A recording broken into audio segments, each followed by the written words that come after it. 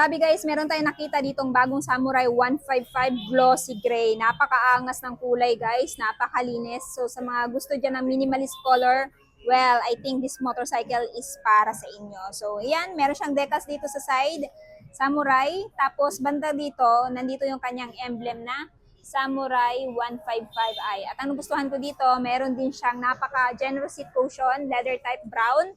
At syempre, yung mismong itsura niya. So, inspired kasi siya sa forma ni Click 160.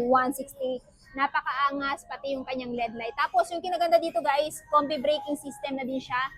So, kapag pinihit nyo yung left lever, automatic mag-engage yung 70% na brake sa rear wheel at ayan, 30% sa front wheel. At alam nyo ba na itong si Euro Samurai 155 is naka-disc brake na din sa likod. So, comment down below kung nagustuhan nyo ba yung disc brake nito sa likod. Ayan. Tapos dashboard guys, ayan, naka-digital.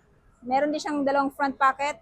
Tapos keyless system na din. Meron din siyang idling stop system na nakapag-activate yan. Yan, 3 to 5 seconds na hindi tumatakbo to, automatic mag-shut off yung makina. In that way, mas makakatipid kayo sa gasolina. So this one guys is FI na din. And ito po ay napaka-fuel efficient.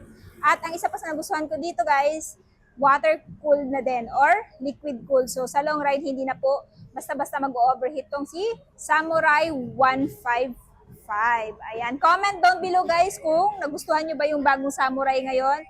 Please comment down below in the comment section. Ayan.